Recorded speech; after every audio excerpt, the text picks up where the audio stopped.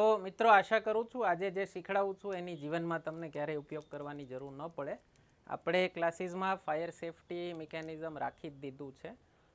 એમાં છે ને અહીંયા એક હુક હોય, ઓકે, એમાં આ લટકાવેલું હોય, એટલે મેં રાખ્યું છે મારી બાજુમાં, પણ ક્યારેય માની લો ભગવાન ન કરે એવું કંઈ થાય કે આગ લાગે ને હું બેભાન થઈ જાઉં અને તમારે ઉપયોગ કરવો પડે આનો, અથવા કોઈ પણ જાહેર સ્થળે તમે જાઓ અને જોવો કે કોઈ જગ્યાએ આગ લાગી છે અને આ ટાઈપનું મિકેનિઝમ તમે જોવો તો આ ઉતારી લેવાનું. આ પાઇપ છે ને એ નોર્મલી આમાં લગાવેલો હોય, તો આમાંથી કાઢી લેવાનો આ. અને અહીંયા છે ને આ તમે જોવો છો, આ એની સીલ આપી છે. આ સિમ્પલ નાનું છોકરું પણ કાઢી શકે. એટલે આ એક કાઢી લેવાનું અને જ્યાં પણ આગ લાગી હોય ને ત્યાં આ પાઇપ લઈ અને આ પણ એકદમ સિમ્પલ છે, આ ખાલી પ્રેસ કરી દેવાનું અને આ વન શોટ જ હોય, બીજી વાર આનો ઉપયોગ ન થાય, ફરીથી રિફિલ કરાવવું પડે. એટલે જ્યાં સુધી આગ ઠરે નહીં ત્યાં સુધી એનો ભપકો એની માથે નાખી રાખવાનો. કોઈ જાહેર જગ્યાએ તમે હો અને માની લો કે આગ લાગી હોય, ઘણી વખત આગમાં દાઝવાથી મરવા કરતાં બફારાના કારણે, ધુમાડાના કારણે મરવાની સંખ્યા વધારે હોય. તો જે વાંચેલું છે એ કહું છું, ટ્રાય કરીશ કોઈ ફાયર એક્સપર્ટને બોલાવવાની જો આવી જાય તો, પણ જેટલું વાંચ્યું છે એટલું તમને કહી દઉં.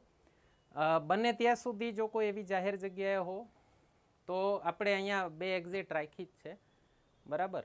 તો બને ત્યાં સુધી 2 એક્ઝિટનો ઉપયોગ કરવો. સૌથી પહેલું કામ પેનિક નહીં કરવાનું, હડબડાવવાનું નહીં ક્યારેય, કારણ કે ગભરાઈ જઈએ અને ઓલી જે ભગદડ મચી જાય ને એમાં ઘણીવાર કેઝ્યુઅલ્ટીના કેસ વધી જતા હોય. બીજી વસ્તુ, ધુમાડો છે એટલે એ ગરમ હશે એટલે એ ઉપર જશે, તો ઇવેક્યુએશનના જગ્યા ખાલી કરવાના એક અમુક ગાઈડલાઇન્સ આપતા હોય કે જો એવી રીતે તમે ફસાઈ જાઓ તો નીચે બેસી જવાનું અને બને તો કંઈક કપડું આડું રાખી દેવાનું. રૂમાલ રાખવો સારી વસ્તુ કહેવાય, એટલે જ ઘરેથી રૂમાલ કેરી કરવાની આદત પાડતા હોય.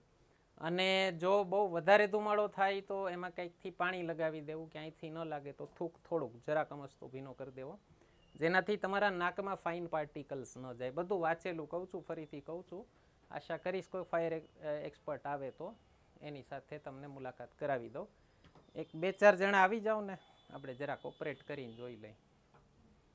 અને એકવાર આપણે ઇવેક્યુએશન તમને ડ્રીલ કરાવી દઈશું. ઓકે, તમારું લેક્ચર ચાલતું હશે ને બહારથી તમને વોર્ન એલર્ટ આવશે કે ફાયર ઇવેક્યુએટ. કાલ પરમદી ગમે ત્યારે, એ તો સરપ્રાઈઝ કરવું પડે ને. એટલે તમે લોકો કેટલા ગભરાયા વગર અને કેટલી સેકન્ડમાં આપણે બધા બહાર નીકળીએ છીએ. અમે પહેલાં પણ આ ડ્રીલ કરેલી છે આવી.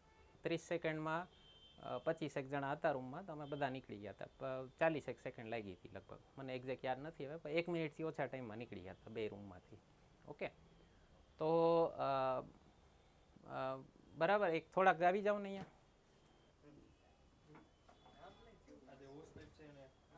પછી હા, અને પછી હાલો હાલો, શું કરવાનું પેલું? હા હા, અને જ્યાં આગ લાગી ગયો બરાબર ખેંચો.